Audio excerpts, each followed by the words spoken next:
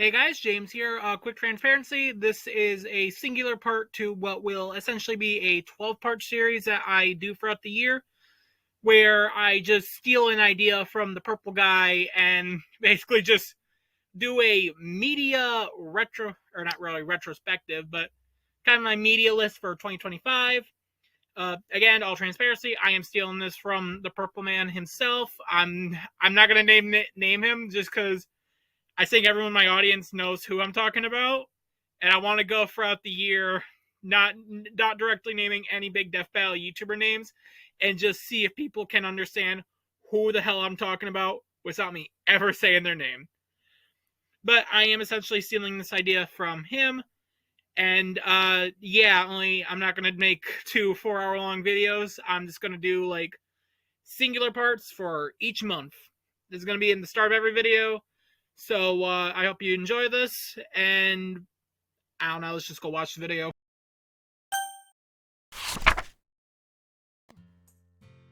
Apologies if I sound like shit. I am currently sick, and I played this entirely while I was sick, because, it's a visual novel. It doesn't really require me to do too much, and hey, it keeps me occupied.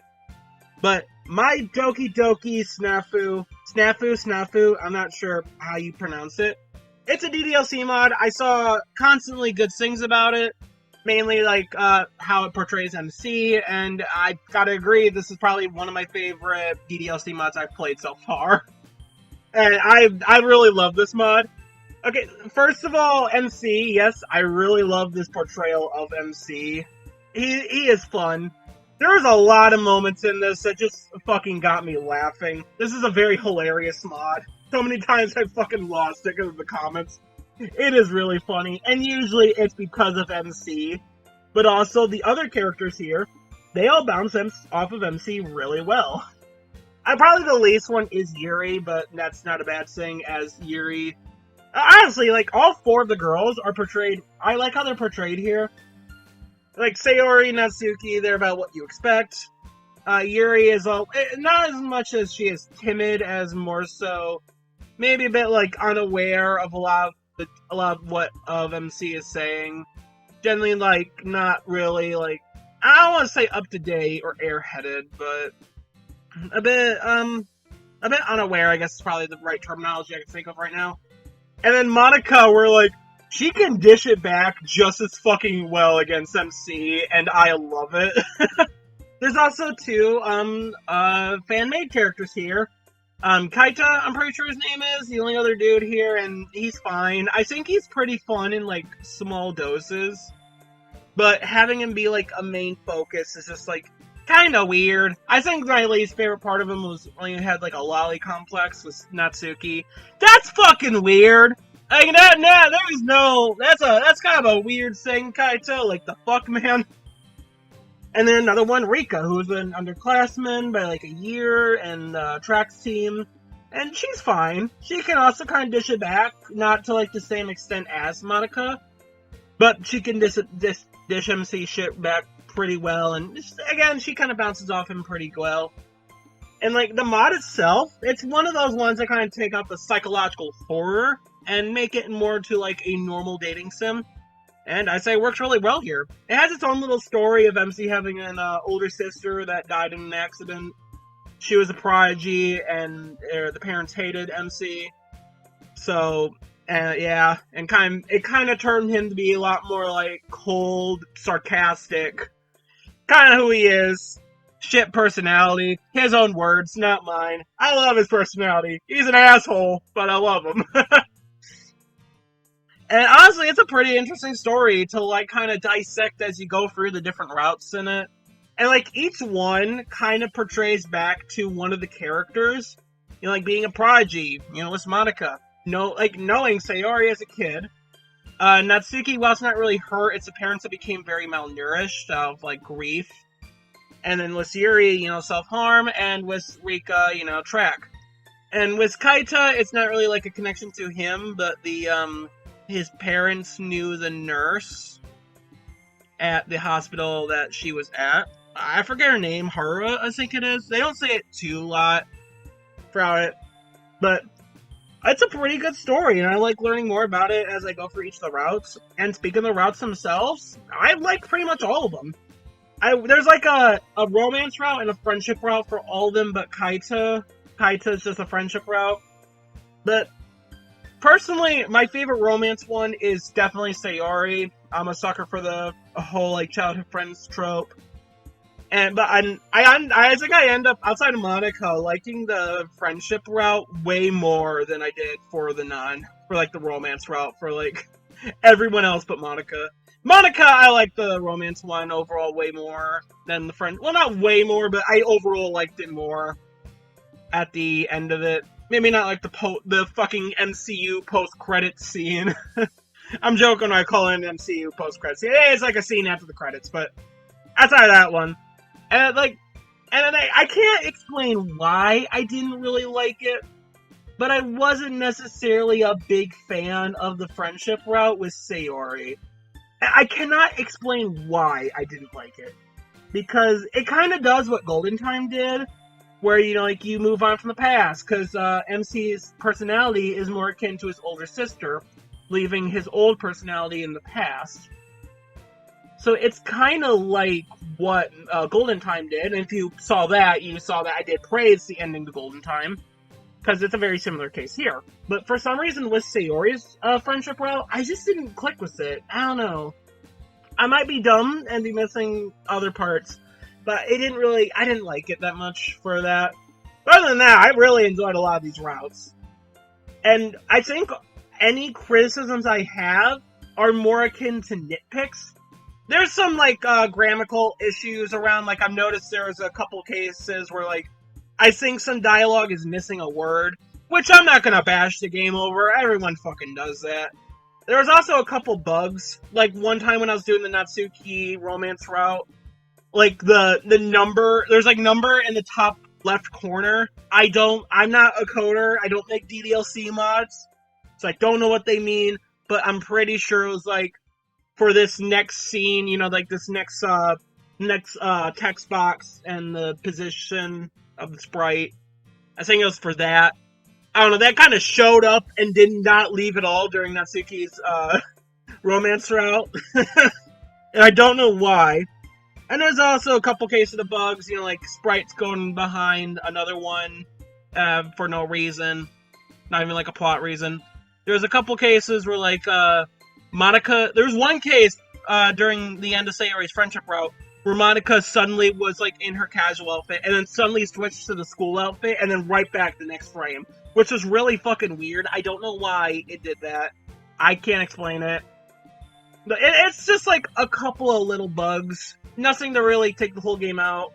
There was one point where it mentioned Yuri being in the MC saying when finding out about the cutting.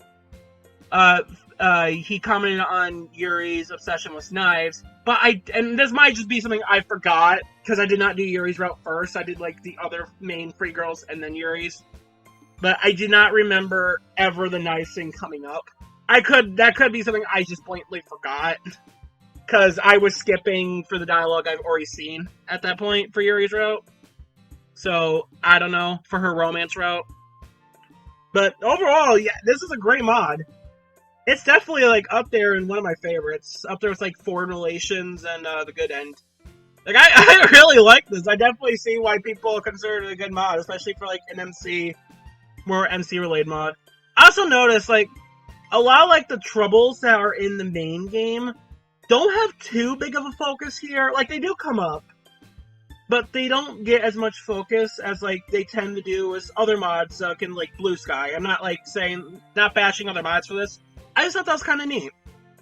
I didn't really see many others do that. Sayori's Depression really never comes up until, near the end of her romance route. That's the only time the Depression's ever brought up. It's hinted. It is hinted. But it's never, directly stated. Same as, Natsuki's father, her abusive father, and, the whole arguments and shit from there. That's never really brought up till the end of that. The Malnourished is more so-focused on. And Yuri's Cutting, you're only going to see that in a romance route. You don't really get that otherwise. You more so see, her social anxieties. So it doesn't really go for, And like Sayori's, while it doesn't focus on her depression, it mostly focuses on her jealousy. And honestly, I kind of fuck with this. Like I do. I know like the ones I mentioned are like the big ones with these characters, but I don't mind like the developer of the mod, like development team, or maybe it's just one guy. I don't know. The people behind this mod, maybe going for like the not as directly looked at aspects of of these characters and putting them more so in here. Also, it's like Monika's perfectionism, because I don't believe the main game ever like mentions like it's her parents that are why Monika's a perfectionist, but this mod does focus more on that. I'm pretty sure that's never stated in the main game. I have no memory of that. It's just something the fandom kind of decide on, and I don't blame them. But my Doki Doki Snafu, the Snafu, however the fuck you say it, I love this mod. This is a great mod. I am so glad I sat down and played it. It's a fairly lengthy one too. I got like 42 hours out of this one or some shit like that. It's a lengthy mod. I say it's definitely worth playing. This is definitely up there for me and one of my favorites out of the handful that I've played. So Solo Leveling was like the big anime last year, and it was like all over the place. I was even seeing like volumes for the, I don't know if it's like a graphic novel or a manga. I don't know. I was seeing that like fucking Walmart and Meijer and shit. So like, I know it's a big thing. I know it's really popular, but I just never got around to it. And then it won the Game Award? It won Anime of the Year for 2024 from like the Anime Awards. And I just saw everyone very mad about that. And saying it should have been free run. Even people who do like Solo Leveling. And that's kind of like what made me go like, you know, maybe I should give Solo Leveling a shot. Because, like, if it was popular enough to be nominated and win Anime of the Year, but people are saying it shouldn't have won, what the fuck is this series like? And so I watched season 1. I say I'm probably going to watch season 1, and I did not really care for this. I kind of thought it was meh. No shade to the people who like Solo Leveling. If you like it, cool for you. Enjoy something you like. I personally just didn't really like it. I liked the first 3 episodes overall. I thought they were alright. After that, it started to lose my attention more and more. Like, once it started to be like, okay, so this, main guy, Sung Jin Woo, he now has these video game level up systems, and it's just, like, I don't care. A lot of the series is what you've heard dozens and dozens of times. Not saying that's like a bad thing. It's always fine to stick to like a bit of a formula and shift it up a bit. And it kind of does with the story, where they're being like, so basically like Solo Leveling. Whole gist is that, oh, normal world, boom, little fucking portals into another magical world with monsters, and now we gotta, not only like special people can go kill them, but like you're born with like a specific rank and you can't level up from it. So there's like a capitalistic thing on this whole thing, which, I mean, that's cool. That's definitely like a unique thing.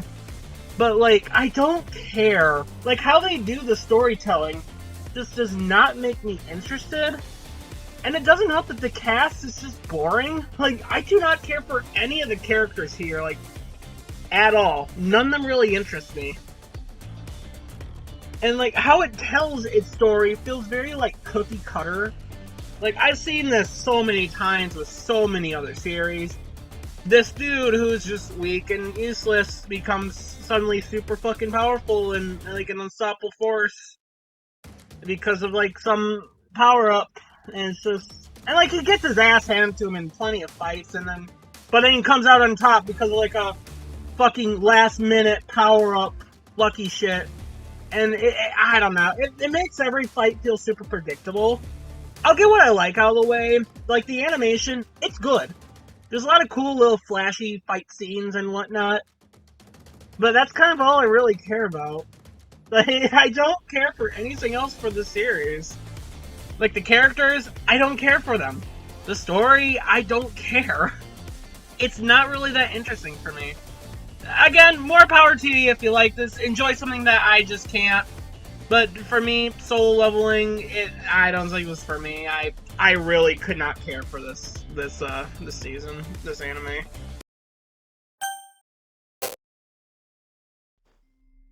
So Reflexia, the prototype version, I only heard of this because of a meme I saw where it's just like the only fictional girls that love you, and it showed like a Lilith, Oi, Mita, Monica, and Yandere-chan from this game. And I knew all of them, but the Yandere-chan, the Reflexia girl. So I was like, you know what? I'm curious what this is. After I got the name, I looked it up on Steam, and it's a free game. And I'm gonna tell you right now, I recommend playing this. It's like not even an hour long to beat, and I think to 100% it, it's like an hour and a half. So just like with the non-existence of You and Me, I am suggesting you play this game before watching this whole section on the game.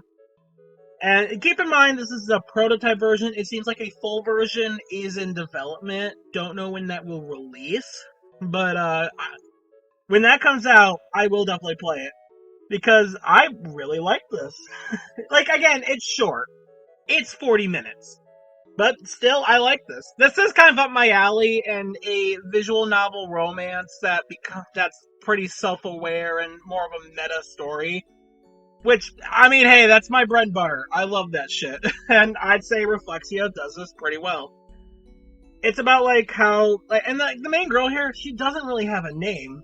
She's referred to as a couple of things. With, like, alter egos, Yandere-chan, Dandere-chan, and Protagonist. I'm gonna refer to it as Protagonist. But Protagonist kind of has, like, this whole thing where she only exists to be dated.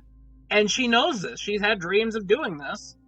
And that's the only reason she knows she exists. Just to be a girl you date in a visual novel. A very low budget visual novel, too. And again, this is something that she points out was in the game. And how, like, she's not really real. You're an outside force just interacting with her because you can. But, like, it kind of becomes more about a story about, like, I guess self-love. Just kind of just challenging how you view the world. How do you view yourself and the world around you? Making you question those type of things. Is everything black and white? Because that's how Protagonist views it. She views the world as black and white since literally everything literally is black and white. But it's not until the very end when the player talks to her directly where she starts to realize that maybe she's more than just a fictional 2D character to be dated and have a hentai scene with, but a actual person, someone that has feelings and needs to love herself, and others will probably love her too. And in the end, the last frame you do get is her crying with blue instead of black or white. I think that's really cool. Again, this is a very short game. It's not like the most life-changing thing ever, but it does kind of evaluate how you do look at life. And kind of how you also look at these visual novel type games and how maybe those characters exist in this world, especially like when they are self-aware of their existence. Things like Doki Doki Literature Club and Yumi Her also did this. That's kind of why like this whole genre is very much up my alley. Because I just love that concept so much of we're in a visual dating sim, but the characters that we are trying to date, they are self-aware of this factoid and are aware of you as the player. And, they want to maybe be with you. I don't know. I love that. That's something I really like.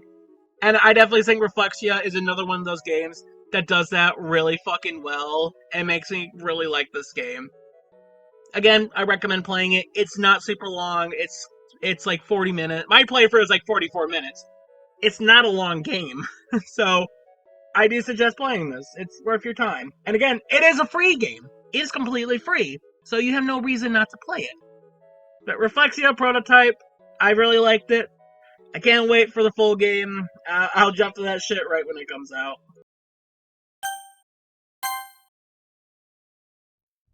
With this volume now read, I'm officially caught up on all the Kaiju no Ue volumes I currently have. Though, excuse me, the next volume, Volume 13, is already out as me recording this. I just forgot to pick it up, so whoopsie daisy. But Volume 12 is another great volume. The fight with Soshiro and No 12, that was a great fight. I love Soshiro bonding with No 10.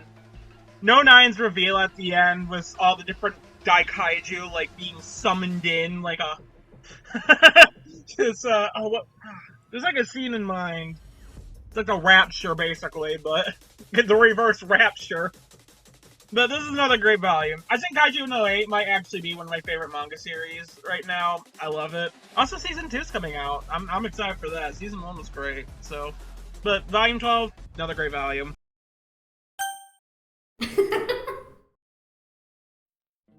So I randomly, and I don't know, the cover looked interesting. Like, okay, this might be a decent horror movie. I watched it. I got nothing. This is just a boringly bad film. Like, it is. You know The Ring? So kind of imagine that, but a deep web version a few years prior to it. And I guess there's also a couple of other movies that released a couple years before this one. And this takes shameless inspiration from them. And by that, I mean they copy them. Kind of beat for a couple of aspects. But Fear.com, it's just bad. Like, I think this is the first thing I've gotten to where I'm just outright saying, yeah, this is just a bad thing, a bad little media piece. Because, like, it is. It's just bad. It's not, like, an interesting bad either. It is just a boringly bad movie. Like, there is legitimately nothing interesting to say about this. Like, the visuals here are fucking terrible. It has the same couple of colors throughout the entire movie. Like, it's usually either you're looking at, like, a dark blue with grays, or you're looking at a beige. It's brown or blue, dark blue. There's no other colors that exist within this movie. And it's not a really good movie to look at. And, like, I would say there's some neat visuals that are definitely like, oh yeah, this might make you uncomfortable, and a good horror movie would do that, make you uncomfortable. Too bad they're usually kind of countered by, you can't see half the shit going on. Like, the lighting in this movie is just bad. It is awful. And, like, the story itself is not interesting. I think the premise is kind of neat. The whole, like, dark web, red room bullshit thing, and, like, people are going to this website, and after, like, 48 hours of seeing something on this website, they die from, like, bleeding from the eyes and mouth and shit. I think that could be an interesting concept, yeah, but the movie just, like, isn't good.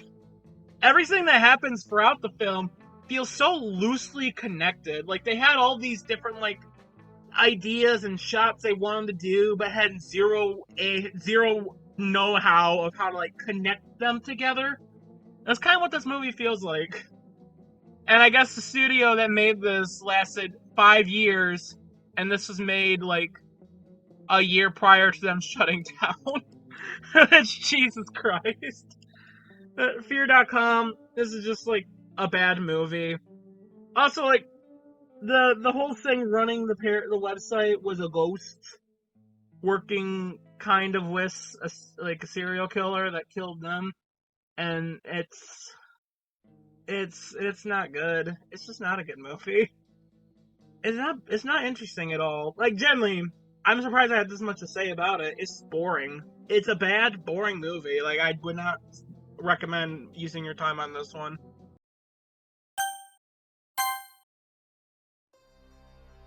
Justice League Dark was a good animated DC movie. I don't really have too much to comment on. I definitely think this is a good one. Usually whenever I see, like, an animated DC movie, they're pretty solid. And I definitely think this is a pretty good one. The animation is really good here. I like the characters. Like, I'm not super familiar with a lot of these in the comics, aside from, like, Batman and Zatanna, thanks to Scarlet Witch with Zatanna. So it was fun getting a bit more knowledge on like Constantine. I like the ghost. He was funny. I forgot his name because I watched this like yesterday in comparison to recording this, but I liked him. He was fun. I think this is a good movie. It's a good little DC animated movie, and there's some funny jokes in it. I feel like this is worth the watch. I liked it. I haven't seen Detective Pikachu since I think the year it came out in 2019, if not somewhere in 2020. And I feel like this is definitely an important movie when it comes to video game movies. Because, well, yeah, there's been plenty before this.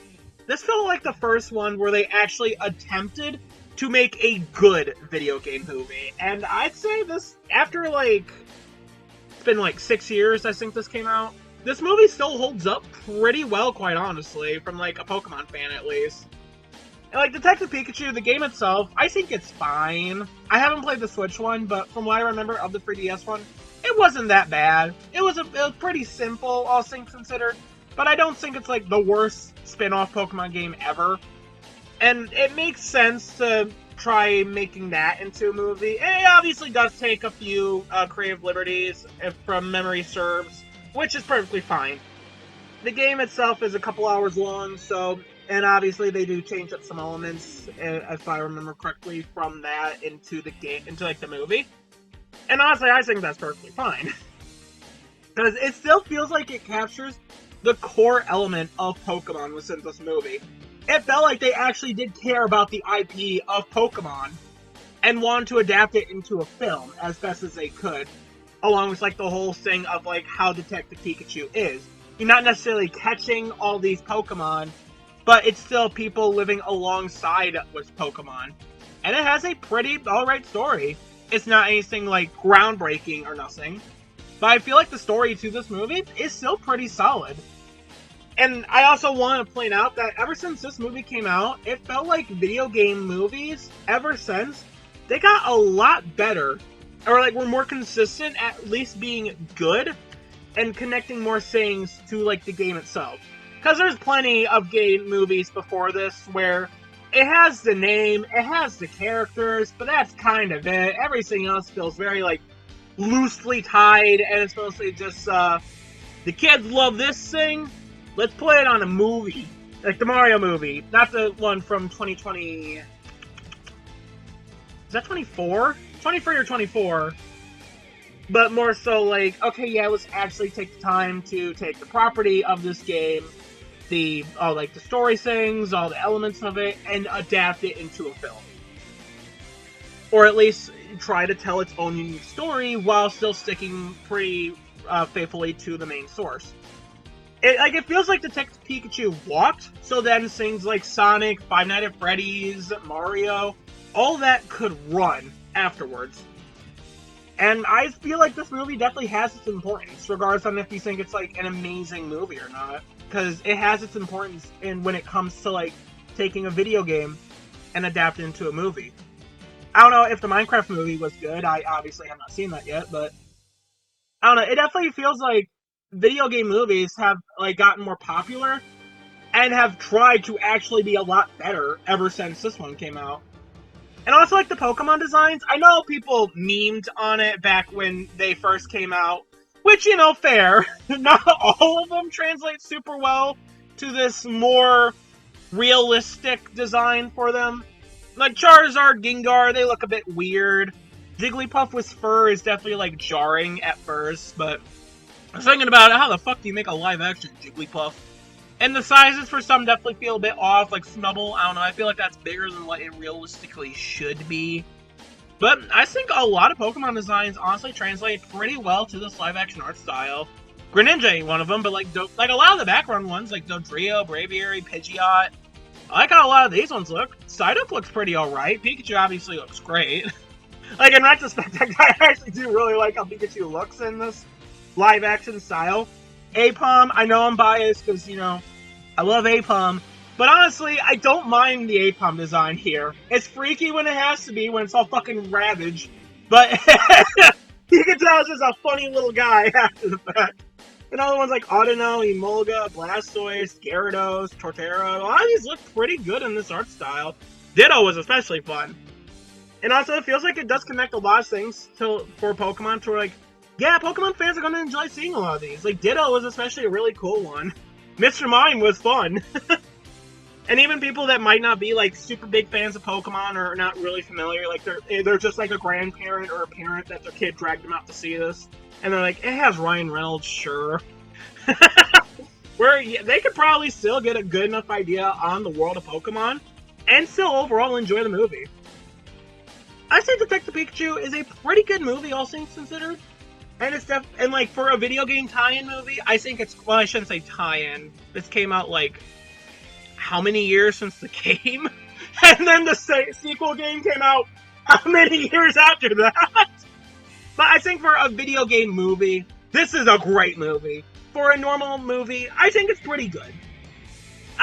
This definitely walked so then Sonic could run, as fitting as the Sonic running is. I'd say this still holds up pretty well.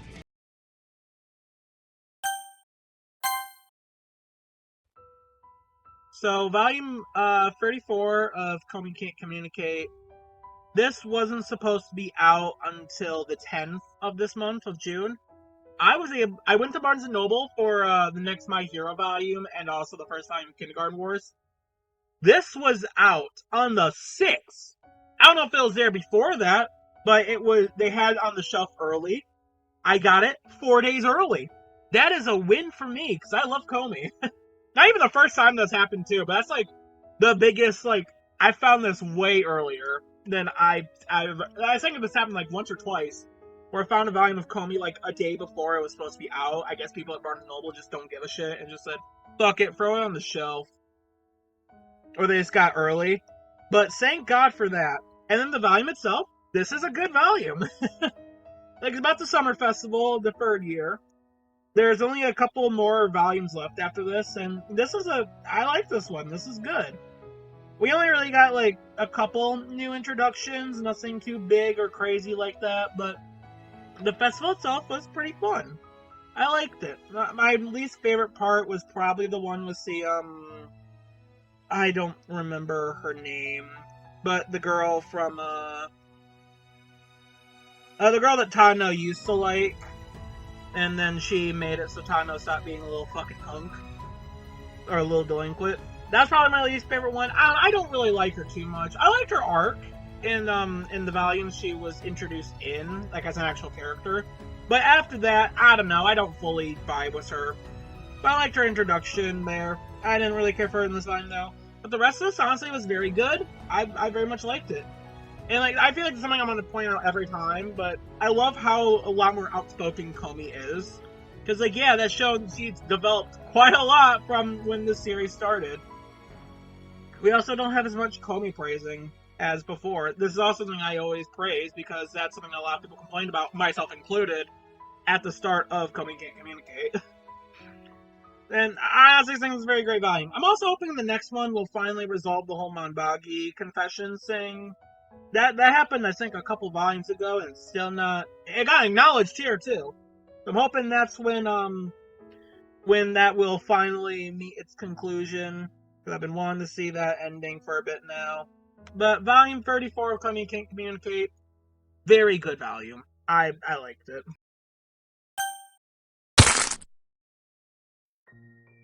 I bought Little Nightmares a couple years ago, and despite only being like an hour and a half long game, I never got around to finishing it until now, and it's good. I definitely see why it blew up when it came out, and that was like, what, 20... I want to say 2016 or 2018, I'm not sure.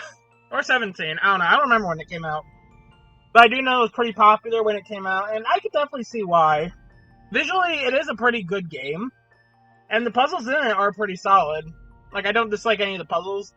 I think at most I just got annoyed because I died in a lot of stupid ways that was just like, I'm walking in a direction, and because of, that's just the meanest thing. But whenever you can go in, like, multiple directions in a 2D thing, and I just fall off a fucking pipe and die and have to restart a puzzle. That's, like, most of my deaths, quite honestly. But yeah, I think this is just an overall good game. I like the background story that's being told. I don't understand most of it, but it definitely has like that unnerving feeling. The fact you're such a small little creature in this world where like a blind fucker with long as hell arms, giant people that tower over you and can just pick you up where you have to hide underneath desks, and like the big gluttonous people chasing after you. That's probably my favorite. I think that's the shit like I remember the most from this game. Just running away from the big gluttonous fuckers with masks and how they just crawl after you. And the final fight was the woman. That was a good little boss fight. Overall, I think it's a good game. I definitely see why it blew up. I don't understand shit going on with the story. That's just definitely one I need an explanation video on. But I think overall, yeah, this is a good game.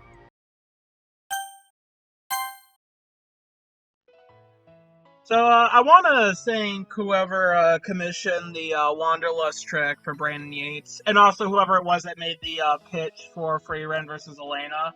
Because this is how I found out about this anime, and I honestly would kind of consider this anime a bit of a hidden gem.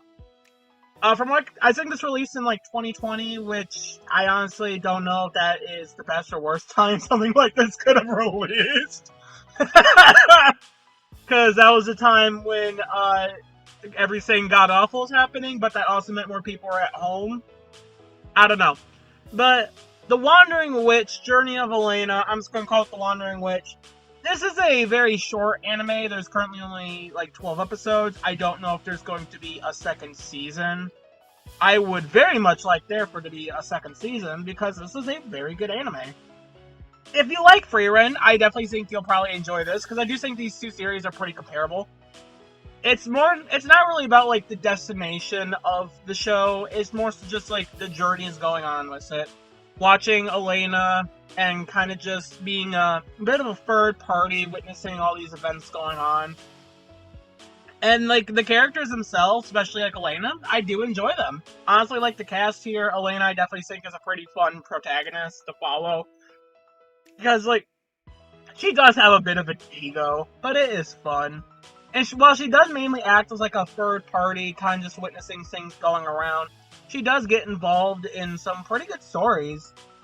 I do think some of these stories are a bit like, okay, this is not what I expected. Like one where they go back in time to stop, one girl, like her friend became a murderer because of like the death of her parents, so she wanted to go back and try to prevent it. But the death of the parents was caused by the girl. And like this has such a fucking like dark fucking tone to it. And I love it.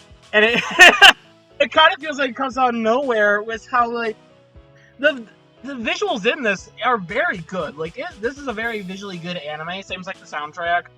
So there's often like these times of like elegance with its visuals, and then having like these darker moments, I feel like definitely makes them hit a lot harder. There is also like the last episode of the season where Elena kind of sees a bunch of like other versions of herself, and I thought that was also pretty fun. Definitely not something I expected, but still pretty fun. And like the series itself, it's not really something you would expect, but I think it's nice. It has a peaceful vibe to it while still having some really good moments within. It's short, like I said. I recommend giving this a watch, especially if you do like Frieren, because this is pretty similar to that anime, where it's not about like some high action shit. It's more so just exploring the world at the here and now, and just witnessing what life has to offer. I don't know. Again, it's short. You can knock out in about a couple hours. So if you want, I'd say give The Wandering Witch a chance. Maybe I might try looking into like the manga at some point. I don't know, but I think this is a bit of a hidden gem of an anime.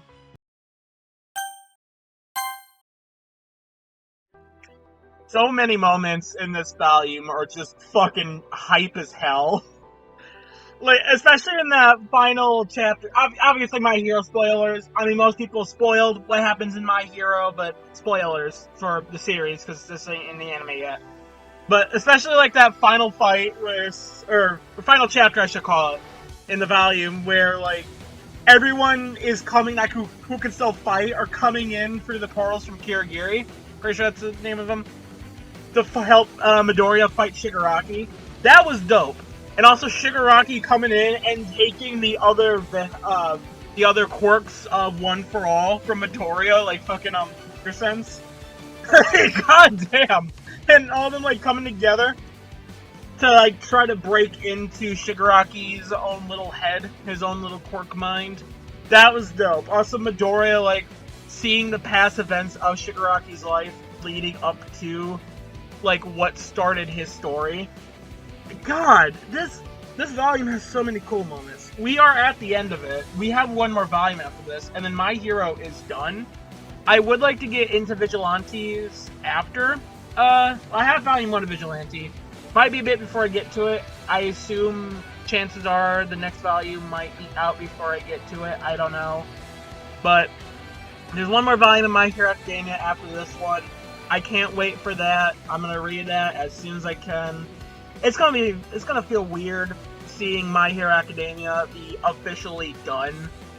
I will have Vigilante to look into, so there's that. I might also look into some of the other side stuff. I don't know. But volume 41 of My Hero Academia, this is great. We're building up to the final clash here. I can't wait to get my hands on that last volume and to finish this series off. I love My Hero. It's gonna be sad to see it go, though.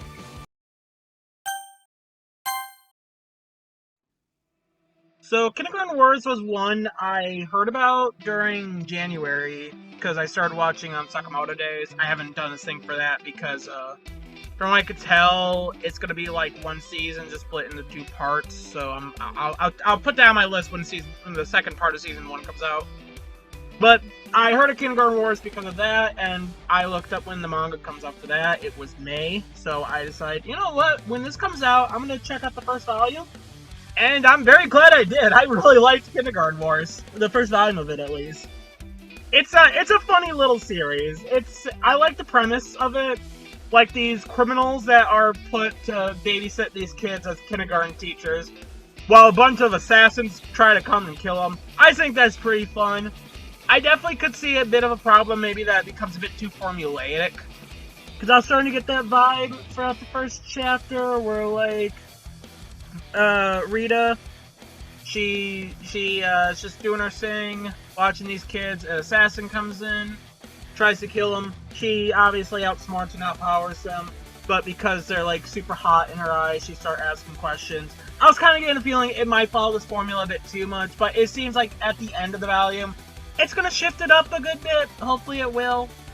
But I do like Rita. I think the whole joke of just like her so badly wanting to get a boyfriend, and even if it's just the slightest thing that's off about him, after finding out they are an assassin, she just fucking kills him. I think that is pretty funny. But yeah, this is definitely worth the read. I recommend giving this a chance if you can. Like, Volume 1, I really liked it. I think it was funny. I really like the premise. I do like the characters so far. I'm excited to get to Volume 2 whenever that comes out. I have no idea when that will be. But Kindergarten Wars, this is a very, very fun little volume. I'm glad I did decide to go and like keep tabs on when it was going to release, and then went and picked it up when I could.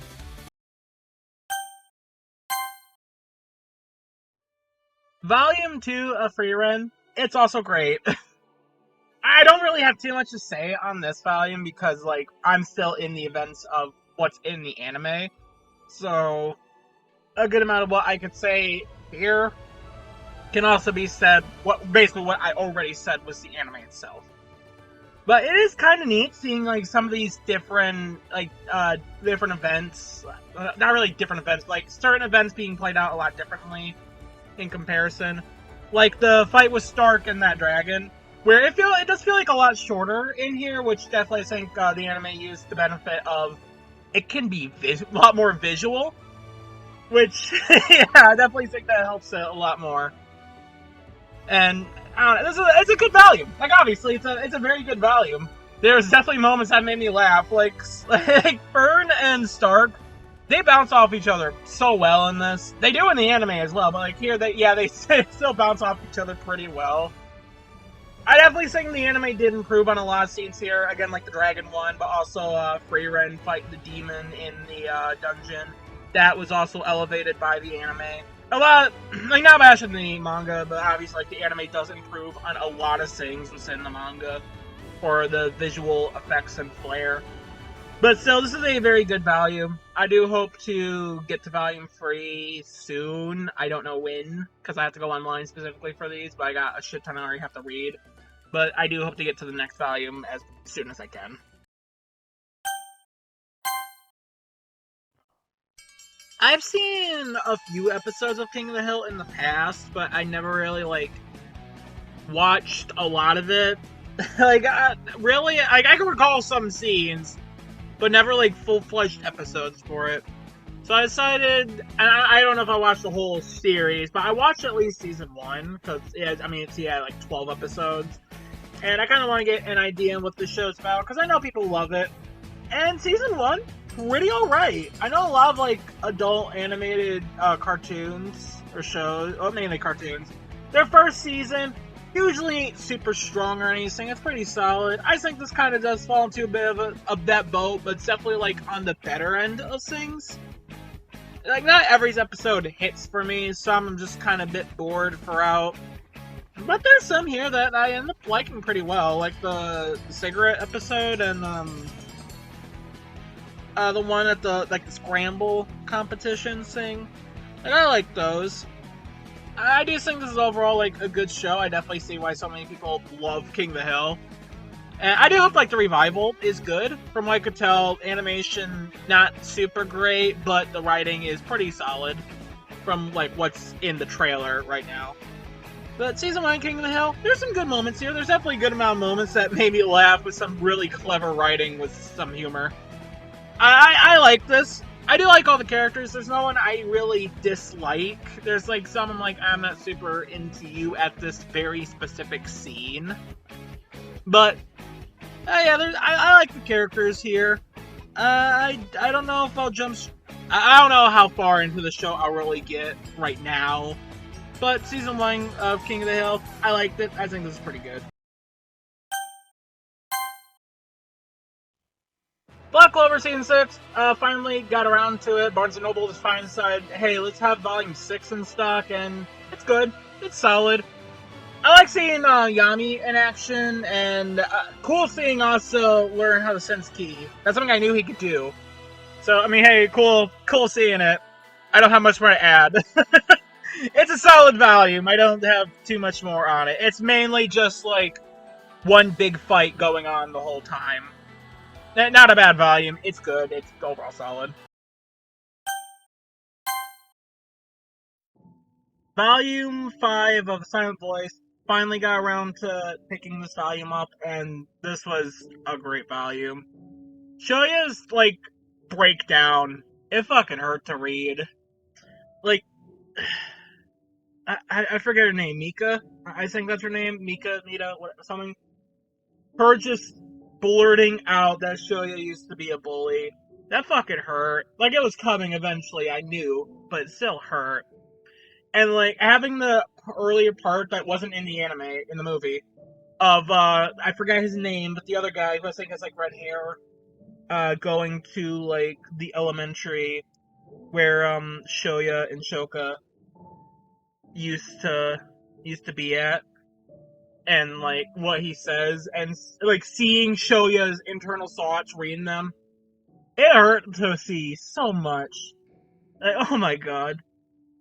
And this volume ends on what is probably, like, the most impactful scene of the movie. So, I already can't wait to get to volume 6 whenever I can. And Nauka, who fucking sucks, she actually had a moment that made her not too bad in this volume. Where, like, I'm pretty sure this might also be in the movie, I don't know, or, like, they might have changed it a slight bit for the movie. But of her, like, she generally does want to help, like, generally want to try to cheer up, Shoya. And, like, she's still a cunt, but it generally does feel like a human moment for her. I am hoping in, like, there's, like, 2 more volumes after this. They do a better job with her than what the movie did. Because in the movie, yeah, she fucking sucks. And she still has plenty of moments of just sucking here. Like the fucking Ferris wheel scene. good God. But this is a great volume. Wonderful volume. I can't wait to get to volume 6, and then 7's the last volume of this series. This, volume 5, this is great.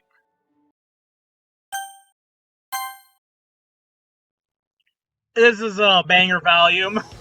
I'm already digging the whole, like, ocean thing right now. Like, the fights underwater, really damn cool. I'm loving it. I'm loving this spot. I like that we get to see a lot more of the Black Bulls fighting, well, not really together, but we see more of them. We're seeing more at a singular time. I like that. I like the Black Bulls. Also, hey, Noelle and Asta moments together. I like that. I really like Noelle and I really like Asta. They're like my two favorite right now, so I'm excited to see more of that. This is a banger volume. And with how it ended, I already want to go and get Volume 8. I don't have Volume 8 right now, but I want to go out and get it. I gotta get through a good amount of these manga I already have lined up before I go and get some more, so I have to get through those. But after that, I'm gonna try getting my hands on Volume 8. Because Volume 7, banger volume. I loved it.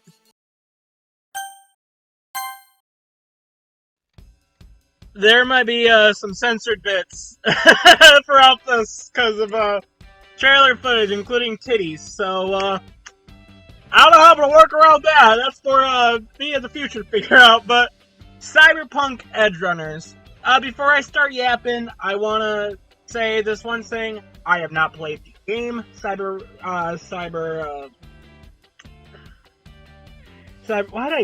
am I blanking on the fucking name? It's right there. Cyberpunk 2077, or what the fuck it was called, the game that released to very poor reception until the game improved over time and turned to be pretty good. I've not played it. I know almost nothing on the game. So, and this is like canon to the games. There are tie-in shit there.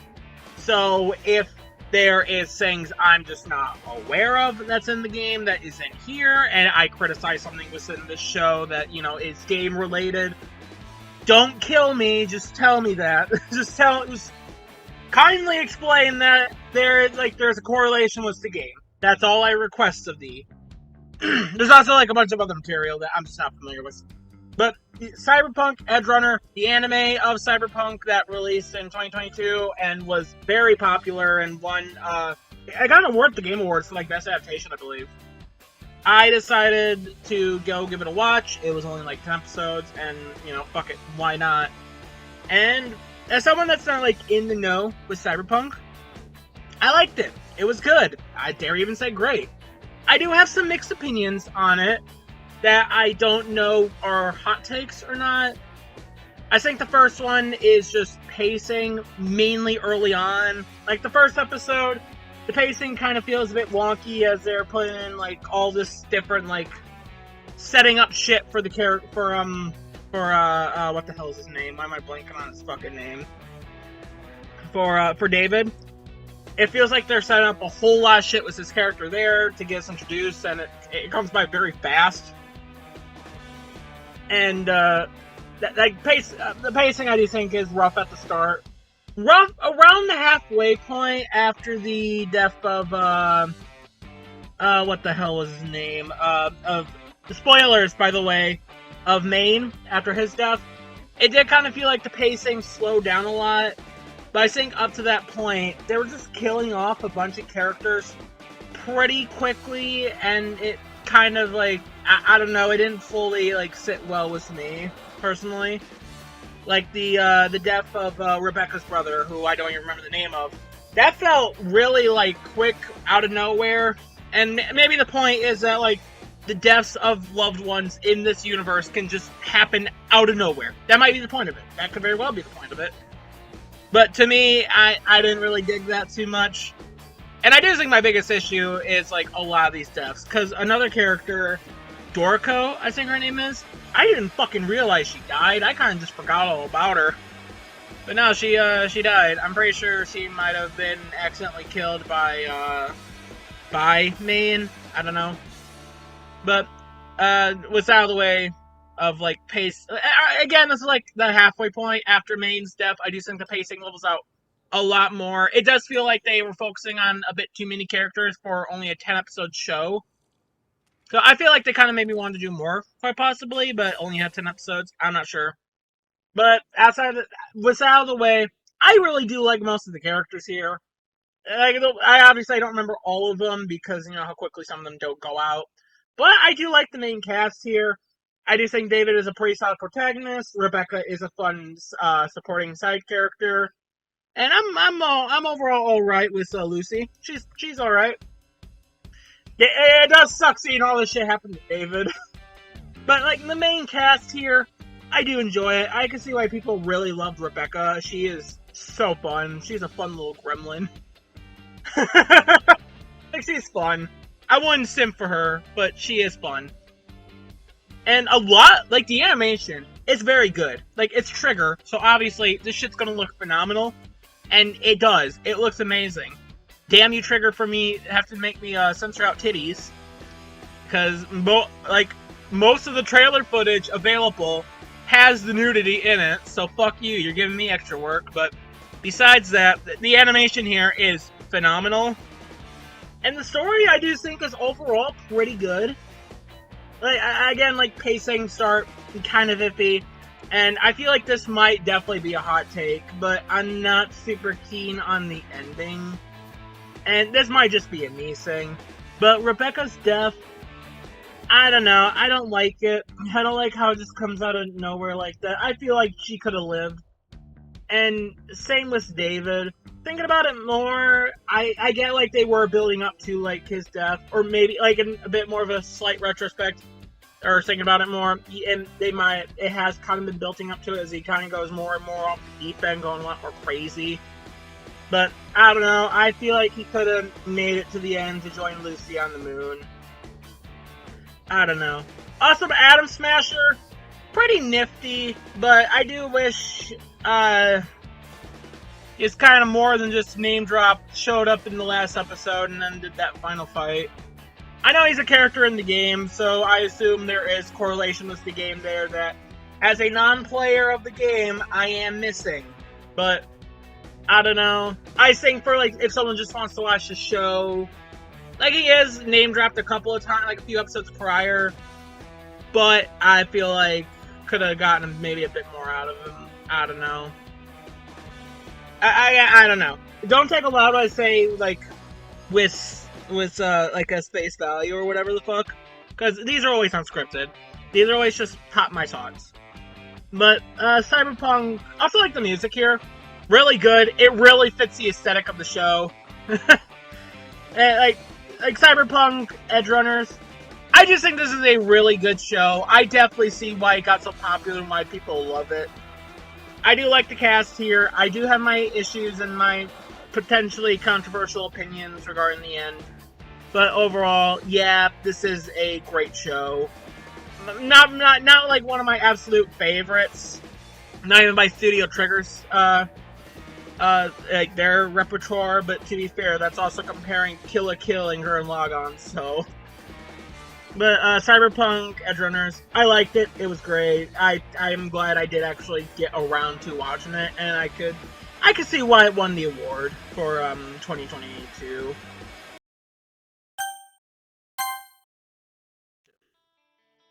Full Metal Alchemist Brotherhood.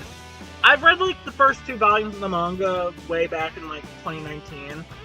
And because everyone says Aang vs. Ed butchered Edward's character, I decided, you know what? This episode got me to watch Avatar: Last Airbender. That's one of my favorite shows ever. So you know what? Let's watch Full Metal Alchemist, because I want to know how did they butcher Ed in that. And for this anime, I don't know what you want me to say that hasn't already been said like by everyone else who's watched it. Like, it's ranked number 1 on my anime list, or maybe Freyren is still above it. I don't remember, but like, yeah, it is one of the best anime out there. I wouldn't say it's my number 1. Assassination Classroom will always take that role, but I mean, yeah, it's definitely one of the best anime out there to exist. Like, the plot and the storytelling for the plot are both amazing. Like, it keeps you engaged for all 64 episodes. The characters are all great. like, Ed is a great protagonist. I really like the Sins, and Father is a good, like, final antagonist for everything. And, like, all the other Sins, yeah, like, they're really good. I think Sloth is probably one I give the least shit about because, I mean, he did the least out of all of them. But, like, I really like Greed and his, like, arc throughout it. Like, Pride was a fun little fucker. Wrath. I love all of them. They're all really cool. I love Gluttony. He was funny. And Envy's demise is, god damn it, it's so good. And, like, Hughes, yeah, he's like one of the greatest characters to exist of all time. I wish he didn't die so early. Like, damn, I knew he died. Everyone comes, like, if it's not the fucking Ed the dog, then Hughes' death is like the only other thing I usually hear pretty often. But yeah, I love Hughes. I wish he didn't die so soon. He was a joy of delight for every scene he was in. But I mean, like, I don't know what more you want me to really say. The animation is great. It has plenty of great music. Again, the plot and the storytelling are phenomenal. I don't know what I can say that hasn't already been said. It's a spectacular anime. Definitely among, like, one of the best to exist out there. And I guess because mostly Death Battle viewers watch this, really just a couple of friends, if they do. But I guess to speak on, like, the characterization of Aang Ed, because I rewatched the fight after the fact. It's not great characterization, but I wouldn't go as far to say it's, like, the worst ever. Like, he's not entirely out of character. I think it's more accurate to call it a gross summarization of it. Like, you kind of just look on the wiki, you skim it a bit, and then you go off of that with how he is as, like, new people. I don't think it's a good characterization of Ed, but I don't think it's the worst ever to exist, let alone on the show. But I'm not going to defend that episode to my grave. I'm just saying my own opinion there. But, like, Full Metal Alchemist Brotherhood, yeah, this is one of the best anime to exist. I don't know what more I can add. Definitely, like, watch it if you haven't. I think majority have seen it, but I know it's, like, a very popular gateway anime, or at least the original was. But, like, I mean, yeah, it has an amazing cast of main characters and supporting characters and villains. It has great storytelling and also good world building to it as well. It was definitely worth the time. I'm very glad I actually finally watched Full Metal Alchemist, because it's been one that's been on my radar a bit for the last couple of years. So I am glad I did finally watch it. It is worth the entire watch. Chicken jockey! Hey, it's a Minecraft movie, not a Minecraft movie. I wanted to see this in theaters, but then everyone was doing the chicken jockey shit and just fucking throwing raves every time Jack Black said a Minecraft word, so I held off on it, and then schedules just like with the Looney Tunes one, scheduling just did not line up for me, so I just never had the opportunity to see it in theaters.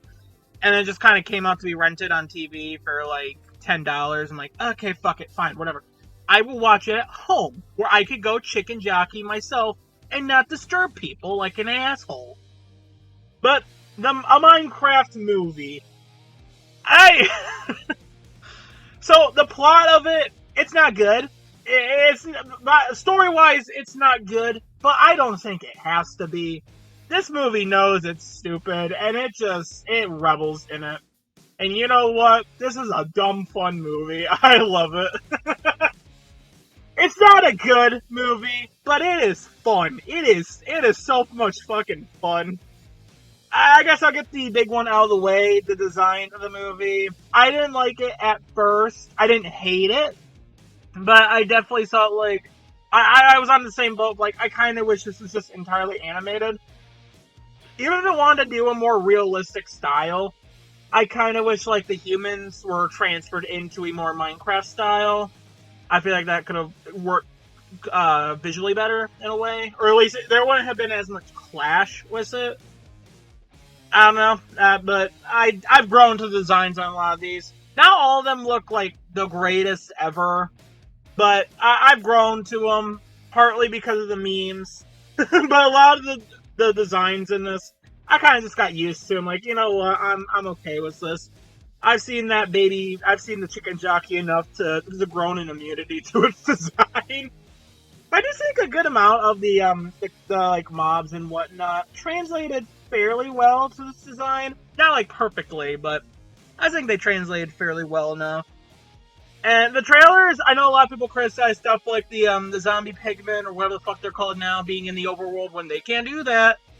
It seems like the movie did take some creative liberties, which I'm honestly fine with all of the liberties they took. So where like there's a nether potion that makes it so they won't be zombified going into the overworld. And you know what? I'm okay with that. There's also like this fucking like iron golem, but instead of like a pumpkin head, it was winged boots. And that was just cool. There's also a tater tot launcher. That's stupid, but you know what? It's fun. And Minecraft is about creativity, so I think them taking some creative liberties, honestly pretty justified and fitting for the theme of the game. As for like the characters themselves, I think they're fine. The two girls, they kind of they're pretty sidelined throughout it. I don't even remember their names. But the main three, Henry, Aquaman, and Jack Black, Steve, the Garbage Man. I'm just gonna call him Garbage Man. I know he has an actual name, but I'm Garrett the Garbage Man. That's his name. I think they're a fun little trio. Garrett's a fucking idiot, but he's a fun idiot. Like he's a terrible mentor, and he's supposed to be like in a mentor role. But I think that's what makes him kind of charming. He's supposed to be like a parody of that one guy that not a Regular Show parodied, and then he tried to sue Regular Show, but that didn't work out in his favor. Garrett Bobby Garrison, I forgot the actual guy's name, but he's funny. It gave me Pixel vibes. If that's a good or bad thing, I'll leave it up to you. But because of like the part in the real world, it did kind of remind me a lot of Pixels.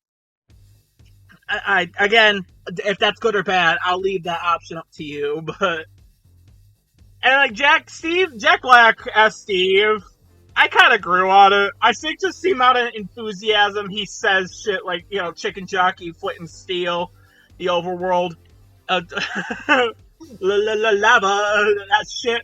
I think it grew on me to like, I'm okay with this. And learning that he was really the only person on set to like play Minecraft a lot during the production of this movie, it kind of makes me like, okay, I think he just had a lot of fun here.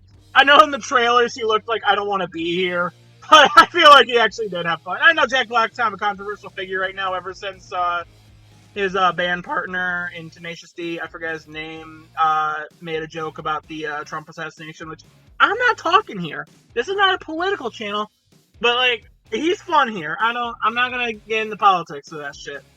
But he's funny. And honestly, the scenery, I grew to it. A lot of it looks pretty solid. I don't have too much more to add to it. Like, I think it looks pretty good. Again, like, not all mobs look well, but some of them look pretty cool. Also, there's a lot of, like, references that are for Minecraft fans that I can enjoy. Like, Technoblade reference. I didn't grow up watching Technoblade, but it is really nice to see that they did give an homage to him in this. In a pretty good way that didn't, like, feel forced or nothing like that. It was cool. Also, there's a Herobrine reference, which fucking hilarious. It was through an Enderman, because they changed how Endermen work a little bit, to where, like, they give you visions in your head if you look in their eyes. But I'm fine with that. It didn't, like, detract from anything, and again, it included a pretty good Herobrine reference. Which, yeah, that also feels like a good little nod to, like, older Minecraft fans from, like, because that was, like, early Minecraft where that legend came up. I guess there's also some YouTubers that were cameoed in it, and people that worked with Minecraft in the past.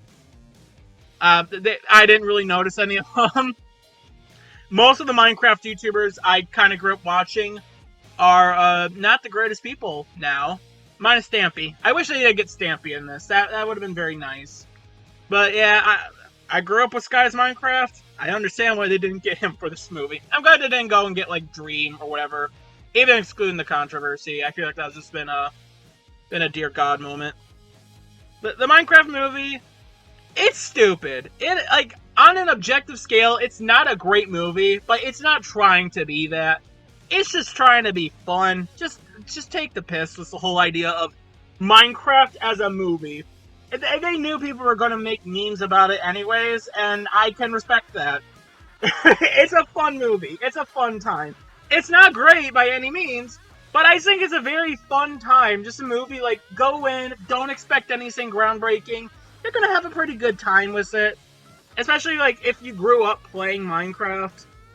So, honestly, I'm not miffed. I missed seeing it in the theaters. Mainly because I feel like there's a good chance my experience would have been heavily ruined by people throwing popcorn buckets and making the life of the staff god-awful that day. But I am glad I did see it. I think it's a pretty fun movie. Also, the boss credit was nice. Having Alex in it. That's another cool little nod to Minecraft fans. I think this is an overall... It's a very fun movie if you don't take it super seriously.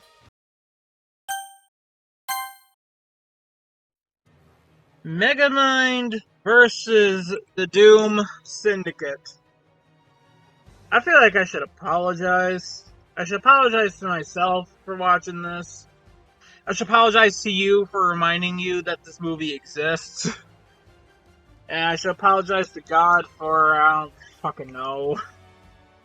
But I didn't end up watching this I never watched it last year. It just kind of escaped my mind. Same as the show. But because Gru vs. Megamind, that's going to become a death battle, I watched Despicable Me 4.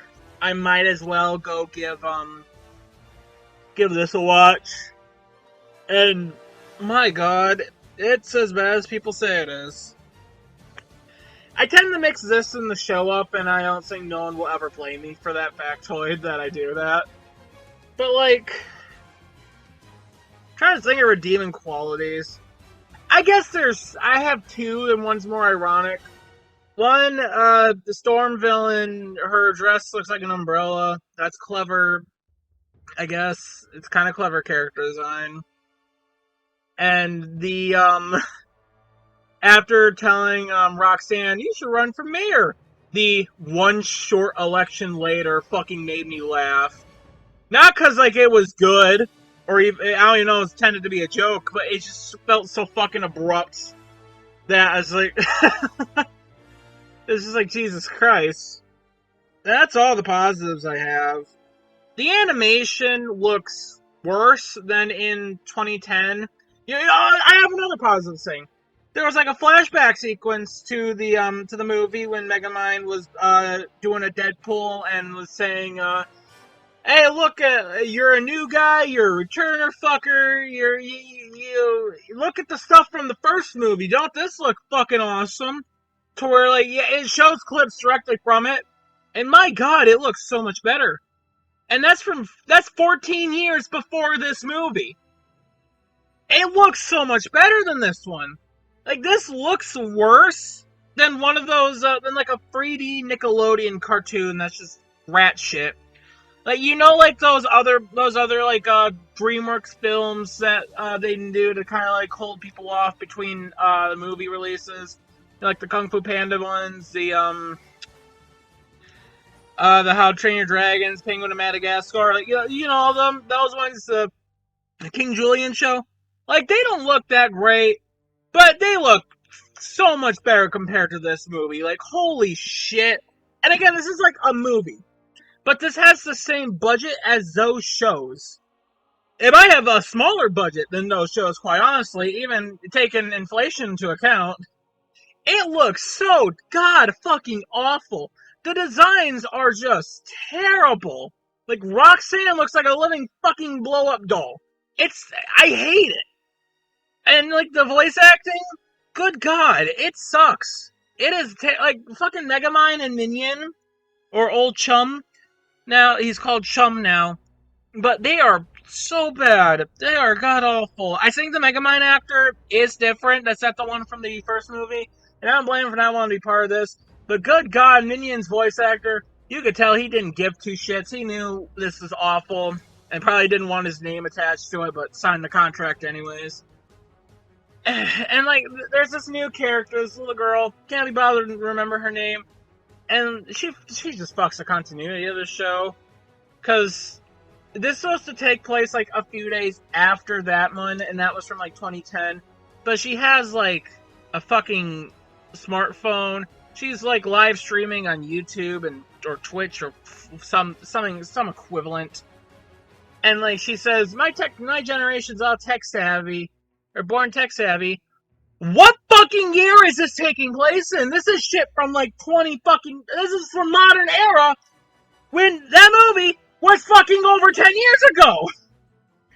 And the writing, the fucking also like she does no wrong. She makes no fuck ups. Like everything she does, she fucking nails it to a goddamn T. It's just like who is this marketing to? To the kids that are like, oh hell yeah, we know more than the adults. We're fucking radical. Fucking and then the writing for the characters too. Like Megamind, they dumb him down. They nerf his intelligence to the point where he doesn't know how to use a fucking microwave. The evil genius that makes all of these fucking robots and death weapons can't figure out how to use a goddamn toaster. I'm getting more mad at this than I should. I sound like, what the fuck is his name?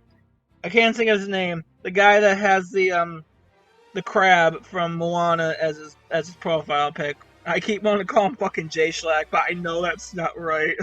Hold on, what the hell is his name? Shafrillas? I'm not saying his name right. I'm not even gonna try. But I'm trying not to sound like him because use the fucking dehydration gun! Fucking meme. I'm not trying to sound like him, but this movie is like, the more I think about how god awful it was, the more it aggravates me. It's like, I'm not like the biggest diehard fan of the original movie. It's a great movie. It's not one I necessarily think needed that return. I would have liked if it did, but I don't think it was needed.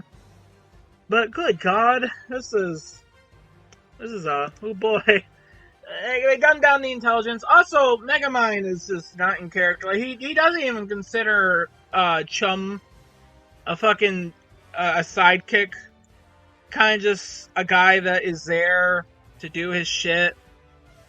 And also everything looks empty and plasticky.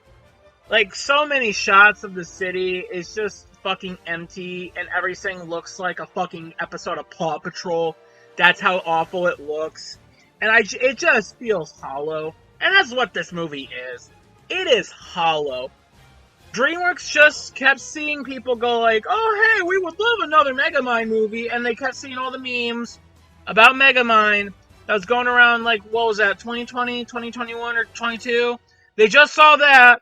I was like, oh, people want another Megamind movie. Let's just shit this out like 2 to 5 years too fucking late. Not 5, but like, let's shit this out 2 to 4 years too late on a streaming service that barely anyone fucking uses.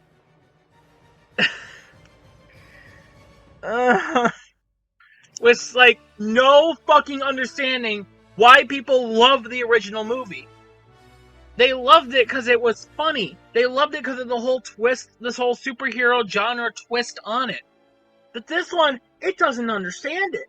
And then, like, the jokes in this are so fucking terrible. They're clearly targeted to, like, children.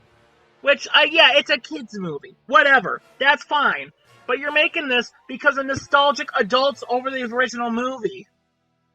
And the original movie had jokes, had storytelling, had theming that could be enjoyed by any fucking age of audience. This one doesn't. This one only has shit that only kids are gonna like, but kids will also just enjoy if you put jingling keys in front of the screen. This is the equivalent of those sensory overload videos of dancing through in a black pitch void.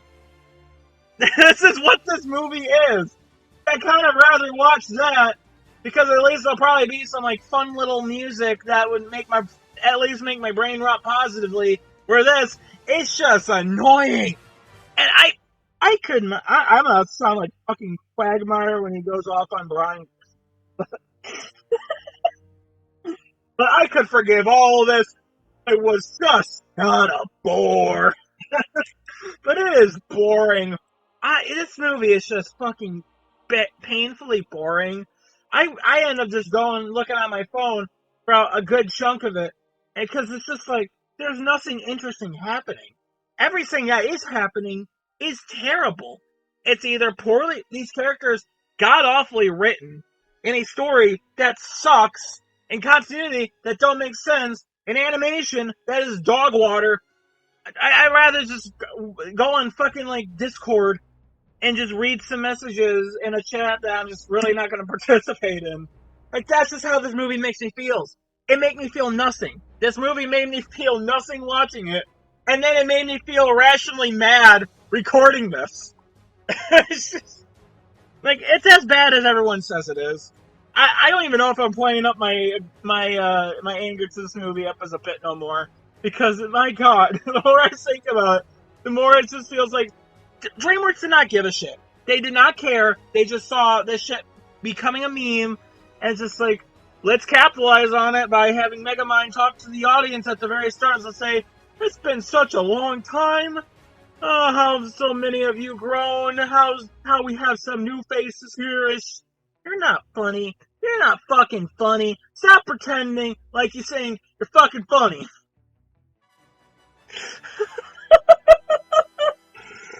Megamind versus the Doom Syndicate is awful.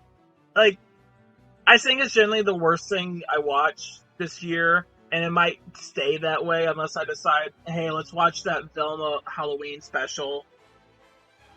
Because that's the only way I think anything might top this. I don't know. I don't actively seek out god-awful shit and go through it to completion. Like, I'll play a garbage video game, but I'm not gonna complete it. But, like, this... Oh, God in heaven.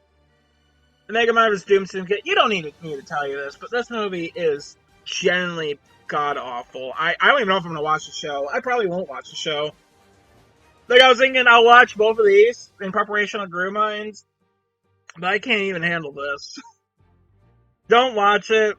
It's not even like, you're not getting any enjoyment out of this in any form of capacity. You do something better with your time, and don't just... You probably don't even need me to tell you this. I'm like a year late to this movie. Just don't watch it. Strike Witches, 1937 Fuso Sea Incident. This might be like a spin-off volume to a series called Strike Witches. I don't know.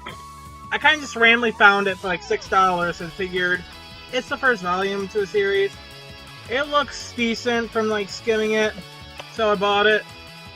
And I kind of just found it boring at first. I can't tell you anything that happens in it. A lot of shit just feels very loosely connected, and the structure feels all over the place. I don't know, it might just be because I did not care enough to pay full attention. I don't know, but this one's weird. There's a lot of like unnecessary upskirt shots in this. And there's also a bathhouse scene, so yeah, they're like a bunch of topless girls, which, I mean, I'm not gonna be a prude. Normally I'm like, okay, whatever. But, most of these characters are underaged, with one of the main ones being 11, and she is involved in all these random upskirt shots, and the bathhouse scene, where you do see them topless. I didn't like it, and I think that's safe to say. I did not like this volume. I did not. It's very, very uncomfortable because, like a lot of these characters are underage. I'm pretty sure there's a section near the start where they go over their ages, and it's like, main girl here is like 11. There's like a 15, a 14-year-old, a 13 or 12. I don't know, but yeah, I did not like this. It was not comfortable. And I'm not going to buy the second volume. I'll be glad to move on to something else. Volume 8 of Black Clover? Pretty cool. I'm glad Finral and Vanessa finally had like a moment to shine. I don't think we really had anything for them to do up to this point. Well, Finral was used as like the teleporter a few times. I don't think Vanessa really had anything at this point, and even with Finral, he didn't really do any fighting. So this is cool. Glad to see them fight like this. Gray, nice to know what Gray looks like. I kept thinking, like, where's that big person? I keep forgetting, oh yeah, that's Gray. And the big fight throughout the entire volume was Ditto. Really cool. Everyone going up against him. They all have really cool scenes. It's a good volume. Barnes and Noble. That's like the farthest Barnes and Noble had that I could get to, because like the next earliest volume they have is volume 30.